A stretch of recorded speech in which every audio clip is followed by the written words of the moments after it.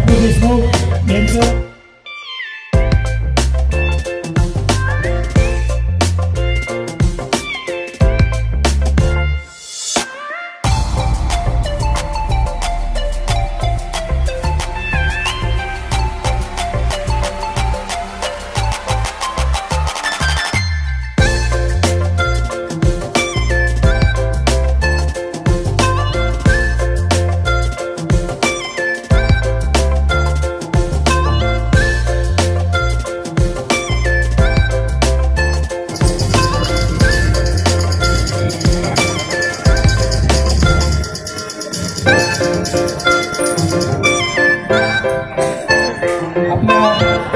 सर्वांचं सत्कार झालं पण गांधीचे उपसरपंच यांचा सत्कार मी स्वतः आतून बाहेर विनंती करतो की तुम्ही कुठे सत्कार करावा.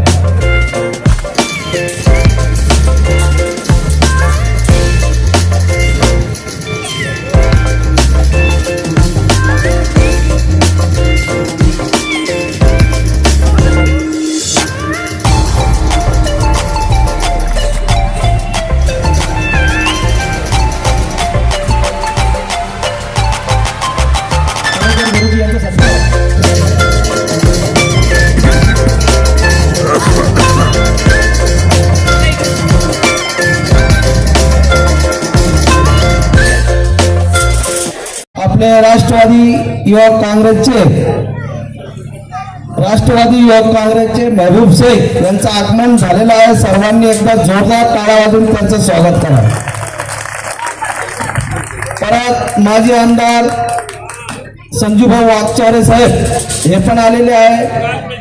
बाकीचे सर्व मला नाव माहित नाहीये, टांगळे पाटलाला ओळखतो मी. सर्व व्यासपीठ आज गांधी नगरीमध्ये आपण सर्वजण इथं आलो त्याबद्दल सरपंच प्रतिनिधी या नात्याने मी आपलं स्वागत करतो व सांगू इच्छितो का अतुल भैया असू द्या, बाकीचे 4-5 मेंबर अजून महाविकास आघाडीचे आहेत, तर सर्वांनी मिळून एकदा महाविकास आघाडी तयार करा आणि जे महाविकास आघाडी उमेदवार देतील त्याला आपण सर्वजण निवडून आणण्याचा प्रयत्न करू. आणि भाऊ ये हमारे मेहमान भी नजदीक की, इसलिए नहीं जमाने थोड़ा बाकी है, इसलिए हम सब मिलके यहाँ पे आए हुए हैं और सब तमाम लोगों से गुजारिश है कि महबूब भाई यहाँ पे आए. ये अपना बहुत बड़ा भाग्य है गांव का. इतना बड़ा नेता गांव में कभी आता नहीं, लेकिन आए. डॉक्टर कल्याण काळे साहब के बाद में अगर कोई बड़ा नेता गांव में आया होगा तो वो है महबूब शेख. इसलिए हम सब गांव वाले बहुत खुश हैं और आने वाले वक्त में जैसा जैसा टाइम मिलेगा वैसा वैसा काम करेंगे इंशाअल्लाह. ये 2 बातें खत्म करके मैं अपनी बात खत्म करता हूँ.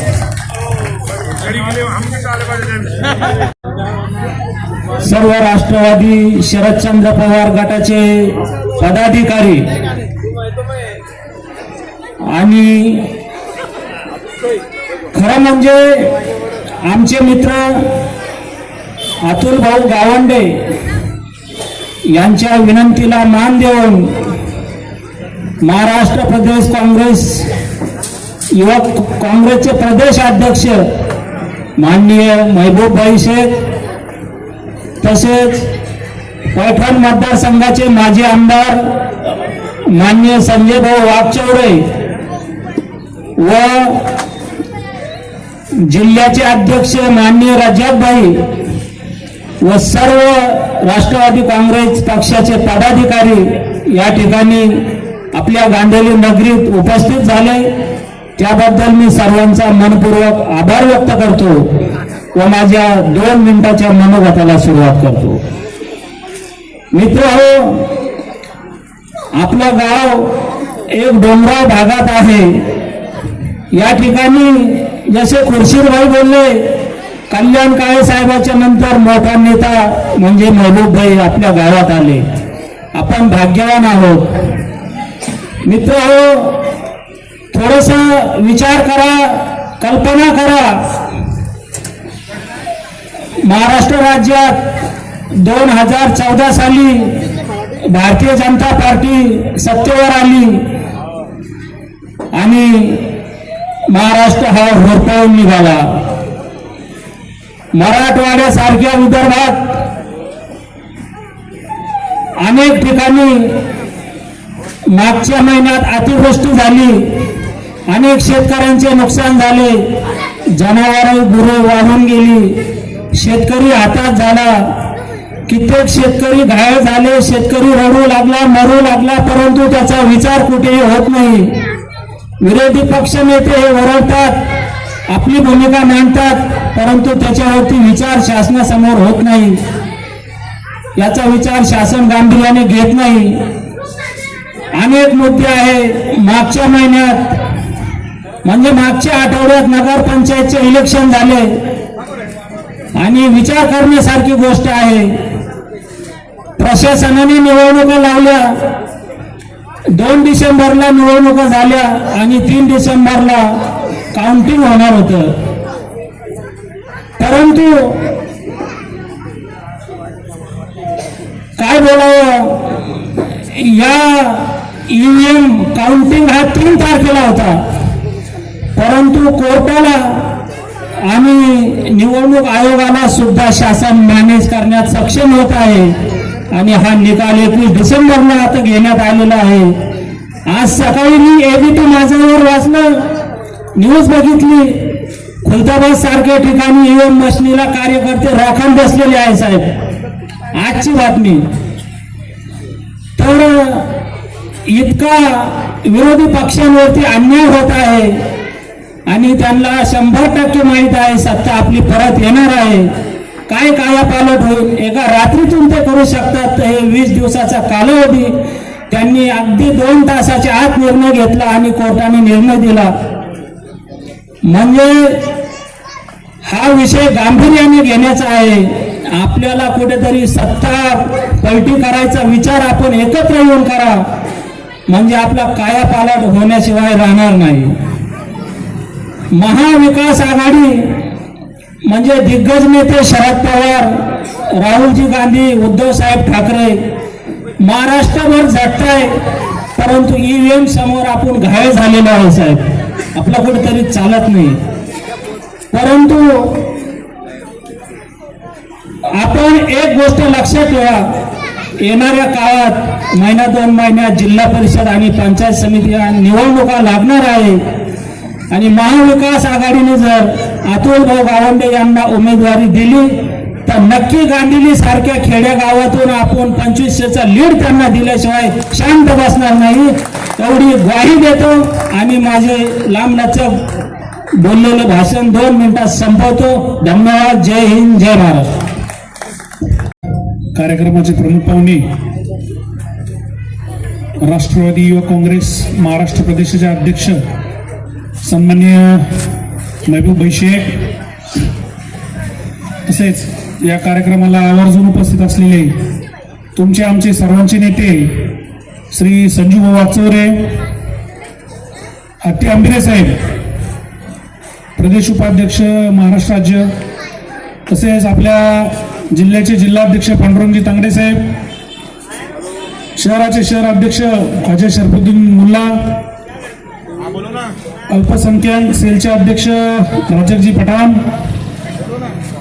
सर्वांची दिलगिरी व्यक्त करतो. सामान्य व्यासपीठ व आपल्या गांधीली गावचे प्रथम नागरिक यांचे प्रतिनिधी श्री खुर्शीद भाई व इथं आज या कार्यक्रमासाठी आवर्जून उपस्थित असलेले गांधीलीचे रहिवासी तसेच पंचक्रोशीतून आलेले माझे सर्व बंधू आणि भगिनींनो, आजचा आपला कार्यक्रम हा जिल्हा परिषदचा सर्कल मेळावा तसेच पक्ष प्रवेश सोहळा आहे. काही जणांचा, प्रमुख व्यक्तींचा आपल्याला प्रवेश करून घ्यायचा आहे, ते नाव आपण नंतर सांगणारच आहोत. पण आज जसं खुर्शीदभाईंनी सांगितलं की आपले नेते डॉक्टर कल्याणरावजी काळे साहेब यांच्या नंतर जर कोणता नेता गावात आले असेल तर ते महबूबभाई शेख आहेत. खुर्शीदभाई, मला तुम्हाला आवर्जून सांगायचं आहे, आपलं गाव तरी 3-3.5 लोकसंख्येचं गाव आहे. महबूब शेख असे प्रदेशाध्यक्ष आम्हाला लाभलेले आहेत, जिथं 100 लोकांची जरी वस्ती असली तरी भाई सुद्धा त्या गावात पोहोचण्याचा प्रयत्न करतात. त्यांची हीच तळमळ आहे की आपला जो पुरोगामी विचार आहे तो त्या लोकांपर्यंत पोहोचला पाहिजे. आज आपण लढतोय तर कशासाठी लढतोय? जी आपल्याला शाहू फुले आंबेडकरांनी जी शिकवण दिली ती आज कुठेतरी पायदळी तुडवण्याचं काम चालू आहे. जे डॉक्टर बाबासाहेब आंबेडकरांनी आपल्याला संविधान दिलं त्याला कुठेतरी मोडीत काढायचं काम चालू आहे. आपल्याकडं लोकशाहीची व्याख्या केली जाते, democracy of the people, by the people, for the people. पण जेव्हापासून भाजप सत्तेत आलं हे लोकांसाठी चालवलेलं राज्य नसून पैसेवाल्या लोकांसाठी चालवलेलं राज्य झाले साहेब. याला कुठेतरी छेद दिला पाहिजे. आमच्या सारख्या तरुणांना पवार साहेबांचं खूप आकर्षण आहे. तसंच या गावाची खूप दिवसाची इच्छा होती बाई की तुम्हाला या गावात आणायचंय. खुर्शीद भाई म्हणले बाबा नजदीकचे पाहुणे, पण त्यांनी पाहुणचार म्हणणे पर्यंत आले. ते थोडासा त्यांचं मनात जरा कोपरा आहे, बाकी तो कार्यक्रमाच्या अंती मिळून गेला असं मला वाटतं. आपल्या सर्कलमध्ये जवळपास 16 ग्रामपंचायत येतात बाई. हे सर्कल एकदम विचित्रच म्हणावं लागेल, कारण की याला 3 आमदार आहे. 3 आमदार आपल्या विरोधी विचाराचे आहे भाई. त्याच्यानंतर 2 खासदार आहेत. तर एक खासदार आपला आहे कल्याण काळे साहेबाच्या रूपाने आणि एक खासदार विरोधी पक्षाचा आहे. तसेच राज्यपालांनी प्रतिष्ठेचा प्रश्न करून माजी जिल्हा परिषद अध्यक्षांना सुद्धा ह्या मतदारसंघात उतरवलेलं आहे. म्हणजे एवढी लढाई असताना इथं आपला विचार गांधीलिकर जिवंत ठेवतो हे खरंच कौतुकास्पद आहे. त्याच्याबद्दल मला खरंच तुमचा अभिमान आहे. आपल्याला ही लढाई विचारानेच पुढे घेऊन जायची आहे. ही फक्त सुरुवात आहे. तुम्ही जर पाठीशी राहिले ना, हे पार्सल आलेलं आहे ना, नक्कीच तुमच्या आशीर्वादाने वापस पाठवायचं का आपल्याला वापस? काय आवाज तर काही येईन स्टेज पर्यंत. पाठवायचं का? हातवर करून सांगा, पाठवायचं का वापस? ज्या वेळेस आपल्याला एका विचार घेऊन आपण चालत असतो त्यावेळेस त्या विचाराला टोकरायला भरपूर लोक येतात. 2014ला सरकार सत्तेत आलं त्यावेळेस हिंदू मुस्लिम दरी निर्माण करण्यात आली. ज्यावेळेस 2019ला सरकार सत्तेत आलं त्यावेळेस मराठा ओबीसी वाद घालण्यात आला बाई. जातीत भांडणं लावण्यात आले. आणि ज्यावेळेस 2024ला सरकार सत्तेत आलं त्यावेळेस नवरा बायकोची भांडणं लावण्यात आली. 3-3 हजार रुपये 1.5 हजार रुपये त्यांनी भांडणं लावली. म्हणजे इतका समाज विभाजित करण्याचं यांचं काम आहे. पण हे लोक एक विसरले, आपल्या महाराष्ट्राला संतांची शिकवण आहे. महाराष्ट्राला संतांचा मोठा वारसा आहे. विष्णुमय जग वैष्णवांचा धर्म भेदाभेद ब्रह्मामंगळ हे आपल्याला संतांची शिकवण आहे. कोण्याही जीवाचा न घडवत सरळ हे वर्म सर्वेश्वर पूजनाचे. तुका म्हणे एका देहाचे अवयव सुख दुःख जीव भोग पावे. एका माणसाला एका व्यक्तीला त्रास झाला, एका समाजाच्या व्यक्तीला त्रास झाला तर ते कशा न कशा रूपात आपल्याला सुद्धा त्रास होणार आहे. त्याच्यामुळे आपल्याला कोणत्याही लोकांच्या फुलथापीला पाणी पाडायचं नाही. बोलणारे व्यक्ती भरपूर आहे, आम्हाला परत चान्स मिळणार आहे. मी एवढं बोलतो, थांबतो आणि तुम्हाला सर्वांना गांधीलिकरांना तसेच खुर्शीद भाईंना एक आश्वासित करू इच्छितो की इथून निवडून उमेदवार महाविकास आघाडीचाच जाईल.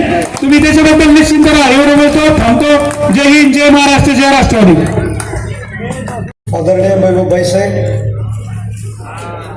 आमचे नेते माजी आमदार आदरणीय संजय भाऊ वाकचौरे साहेब, जे प्रदेशचे उपाध्यक्ष आणि राज्याचे प्रवक्ते आदरणीय भीमरावदादा हत्यांबेरे, आमचे सहकारी शहराचे अध्यक्ष खाजाभाई आणि सन्माननीय व्यासपीठ आणि आपले गावचे सरपंच आणि सन्माननीय व्यासपीठ उपस्थित सर्व प्रमुख पदाधिकारी कार्यकर्ते मित्र, आज मला असं वाटतं की जिल्हा परिषद पंचायत समितीच्या निवडणुकीच्या अनुषंगाने आमच्या अतुलजी गावंडेंनी ही पहिला कार्यक्रम या ठिकाणी ठेवलेला आहे जिल्ह्यातला.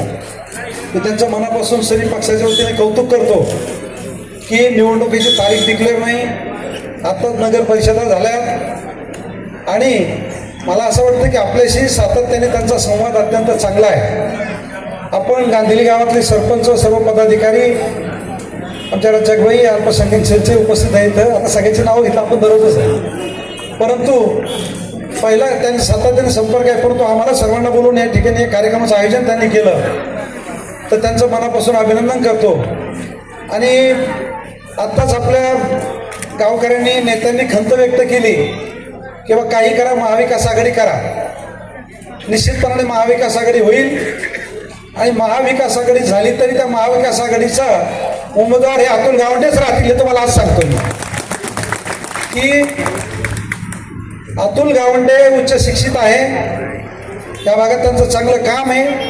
आणि राहिला विषय की आम्ही काँग्रेसशी उबाटाशी या सगळ्याशी आधीच यापूर्वी चर्चा केली आहे किंवा पहिल्यांदा हे सर्कल आडगाव जिल्हा परिषद सर्कल आम्हाला द्या आणि आमचा उमेदवार हा आहे. त्याच्यावर बाकी ठिकाणी जिथं काही चर्चा व्हायची ते होत राहील. सरपंच तुम्ही गावकरी त्याची चिंता करू नका. आणि राहिला विषय की मला तुम्हाला या ठिकाणी आत्ताच भीमरावदादा सांगत होते बसल्या बसल्या आमच्या भावाने आधीच भीती व्यक्त केली की ईव्हीएम मशीनची, आणि वस्तुस्थिती आहे काही गोष्टीची आपण त्याची भीती दाखवतो, परंतु मला असं वाटतं की प्रत्येक गोष्टीला घेऊन चालणार नाही. की या राज्यामध्ये या देशामध्ये जे राजकारण चाललं हे राजकारण जाती धर्मावरती राजकारण सुरू आहे. भारतीय जनता पक्षाने देशात राज्यामध्ये सगळं वाटोळं केलं. या राज्याच्या तिजोरीमध्ये खडखडाट आहे. जाती धर्माच्या नावावर देवाच्या नावावर आजपर्यंत या ठिकाणी हे सरकार करतात, सरकार ताब्यात घेतात, शासन करतात. आणि या देशात आणि राज्यामध्ये आज काय परिस्थिती आहे तुम्हाला मला माहिती आहे. आपण साध्या साध्या माणसांनी गावातल्या शेतकरी माणसांनी सतर्क झालं पाहिजे. देवाच्या नावावर धर्माच्या नावावर गेली अनेक वर्ष झाले असतील, 50 वर्षापासून मला जसं कळतं तसं राम मंदिर आणि बाबरी मस्जिदीवरती कायमस्वरूपी या ठिकाणी राजकारण केलं गेलं. गाव खेड्यामध्ये हिंडले असतील भारतीय जनता पक्षाचे लोक. राम मंदिर शिवाय त्यांच्याकडे दुसरा मुद्दा आजपर्यंत नाहीये. आजच्या क्षणापर्यंत राम मंदिरावरती काम केलं, बाबरी मस्जिद सांगायचं, गावात जायचं, हिंदू मुस्लिम वाद करायचा, जाती जातीमध्ये भांडणं लावली आणि त्याच्यावरती सरकार सत्तेमध्ये आले. भविष्यात काही लोक सतर्क झाली, त्यांना कळलं का रे जाती धर्मात भांडण लावतात, हिंदू मुस्लिम करतात. आता त्यांनी नवा अजेंडा केला आणि त्या नव्या अजेंड्यात मला असं वाटतं की वेगवेगळे तुम्ही पाहिलं असेल की त्यांनी पक्ष फोडले, त्यांनी शिवसेना फोडली, त्यांचे आमदार फोडले, नंतर पवार साहेबांचा पक्ष फोडला, त्यांचे आमदार फोडले आणि यांच्या कोबड्या घेऊन सरकार स्थापन केलं आणि आज लोकांमध्ये मोठा संभ्रम निर्माण केला. आणि या संघर्षानंतरही आदरणीय शरदचंद्रजी पवार साहेबांच्या नेतृत्वाखाली या राज्यामध्ये या देशामध्ये राष्ट्रवादी काँग्रेस पक्ष काम करतो. त्यांनी जाणून बुजून तुम्हाला प्रयत्न केला. घड्याळ त्यांना दिली, यांना नवीन चिन्ह घ्या, धनुष्यबाण त्या नवीन लोकांना दिलं, यांनी वेगळं चिन्ह घ्या. म्हणजे सातत्याने आज गेलं म्हणून तुम्ही कोणत्या राष्ट्रवादीचे, तुम्ही कोणत्या शिवसेनेचे, असे प्रश्न निर्माण होत गेले आणि लोक स्थिर झाले. परंतु मला असं वाटतं की लोकसभेला आपण सतत राहून या ठिकाणी राज्यामध्ये महाविकास आघाडीला आपण खूप सगळ्यांनी मदत केली आणि आपण या ठिकाणी चांगले खासदार निवडून दिले. परंतु तीच परिस्थिती विधानसभेला काय राहिली नाही. विधानसभेत सुद्धा या राज्यामध्ये महाविकास आघाडीची सत्ता आली असती, परंतु या लोकांनी पाहिलं की आता आपल्या राज्यात सत्ता येत नाही, या ठिकाणी खासदारांची निवडून आले, आमदार येतील, सत्तेतून आपण जाऊ. आणि ह्या भीतीपोटी त्यांनी काय काय कुठाने केले आंबेरे साहेब, तर त्यांनी खरोखरच ईव्हीएम मशीन हॅक केलं होतं. म्हणजे इतकं क्रूर राजकारण केलं. हे जे आता सत्तेमध्ये बसलेलं सरकार 100% बोगस सरकार आहे. एकही आमदार खासदार त्यांचा निवडून आमदार आलेले नाहीयेत, हे मंत्री सुद्धा बोगस आहेत. हे तुम्हाला कळायला पाहिजे की आता ह्या निवडणुका कार्यकर्त्यांच्या आहेत. आणि आपण जर राज्यात सत्तेत आलो असतो की काँग्रेसची विचार कशा पद्धतीने होता, गोरगरिबावरती कधी अन्याय झाला नाही. परंतु यांनी लोकांना खोटे बोलून भूलथापेला बळी ठेवलं. तुम्ही पाहिलं असेल की आता ठीक आहे, मागच्या 1000 गोष्टी सोडून द्या, परंतु राजकारणासाठी यांनी पुलवामा हल्ला घडवला होता. आमच्या देशातले 40 सैनिक यांनी स्वतः गोळ्या घालून मारलेले, ती वस्तुस्थिती आहे. हे भारतीय जनता पक्षाचं कर्म आहे. आता पाहिलं असेल बिहारच्या निवडणुका झाल्या, बिहारच्या निवडणुका झाल्या, मतदान झालं आणि दिल्लीमध्ये बॉम्बस्फोट झाला. अरे कोण घडत आहे बॉम्बस्फोट? हे याचाच कारण असं की इकडे बॉम्बस्फोट झाला की इकडे लोक, ते कोण लोक मरतात, काय असतात त्याची घेणं नसतं. इतके निर्दयी लोक हे आहेत भारतीय जनता पक्षाचे आणि त्यांनी सगळ्यांना सोबत घेऊन या देशाचं राज्याचं वाटोळं केलं. आज तरी तुम्ही आम्ही किंवा सुधारलं पाहिजे. हूं कि हमारी भी ख्वाहिश यही है कि महाविकास आघाड़ी का ही उम्मीदवार चुनकर आना चाहिए। अगर कोई अच्छा उम्मीदवार, वो आप तय करो, सब जिम्मेदार मिलकर, और आपको मालूम है कौन चुनकर आ सकता है। अगर हमारा अतुल गावंडे से अच्छा कोई उम्मीदवार अगर आया कांग्रेस का, तो हम खुद, मैं अतुल को बोलूंगा कि आप रुको, आपसे अच्छा कोई आया है। कारण आम्हाला भारतीय जनता पार्टीला थांबवायचं, नाहीतर मराठीत एक म्हण आहे जाहीर भाई, नवरा मेला तर जमन पण सवत रणकी झाली पाहिजे, असं होता कामा नये। कारण आपल्याला भाजपला थांबवायचं असेल, जातीवादी पक्षाला थांबवायचं असेल, तर आपल्या सगळ्या पुरोगामी विचाराच्या पक्षाला हातात हात घालून काम करावं लागणार आहे। कारण समोरून पैशाचा मारा होणार आहे। समोर अतुलनी सांगितलं तसं सगळे आमदार आहेत, खासदार आहेत, राज्यपाल आहेत, सत्तेची मस्ती आहे, माज आहे ह्या लोकांना, आणि आपल्याला ह्यांच्या सोबत लढायचंय। हे लोकशाही मानणारे लोक नाहीत, हत्यांबिरे साहेब। लोकशाही मानणारे जर लोक असते तर आपण त्यांच्यासोबत लढलो असतो, पण हे भाजपवाले हुकुमशाही मानणारे लोक आहेत। भाजपचा एक नेता मला खासगीत काय म्हणला, हमसे लढने की हिम्मत तुम जुटा पाओगे, हमसे लड़ने की हिम्मत तुम जुटा पाओगे, मगर हमारे जैसा कमीनापन कहां से लाओगे। अशी ही भारतीय जनता पार्टी आहे। मगाशी जाहीर भाईंनी सांगितलं की आमच्या शेतकऱ्याच्या मालाला भाव नाही, आमच्याकडे पूर आला, नुकसान झालं, त्याला पैसे मिळत नाही। जाहीर भाई हेच होतंय, आपण म्हणतो शेतकऱ्याच्या मालाला भाव द्या, भाजपवाले म्हणतात मस्जिदीच्या आजांचा भोंगा खाली घ्या। आपण म्हणतो आमच्या युवकाच्या हाताला रोजगार द्या, भाजपवाले म्हणतात मदरशावरचा हिरवा झेंडा काढून भगवा झेंडा लावा। आपण म्हणतो की आमच्याकडे नळ, पाणी, रस्त्याची व्यवस्था करा, हे म्हणतात हिंदू खतरे में है। म्हणजे आपण काही म्हणलो तांगडे पाटील की ह्यांनी हिंदू मुस्लिम म्हणायचं, ह्यांनी मंदिर मस्जिद म्हणायचं, पण जे लोक भाजपाचे हिंदू मुस्लिम मंदिर मस्जिद करतायत त्या लोकांना मला एवढंच सांगायचंय कि ना मंदिर की बात हो, ना मस्जिद की बात हो, ना मंदिर की बात हो, ना मस्जिद की बात हो, युवा बेरोजगार है, पहले उसके निवालों की बात हो। मेरे नींद को दिक्कत ना भजन से है ना अजान से है, मेरे नींद को दिक्कत ना भजन से है ना अजान से है, मेरे नींद को दिक्कत मरते हुए जवान और खुदकुशी करते किसान से है। आज शेतकरी आत्महत्या करतोय, आज जवान त्या ठिकाणी मरतोय, पण ह्या लोकांना एकमेव कार्यक्रम ह्यांचा हिंदू मुस्लिम भांडण लावा, जसा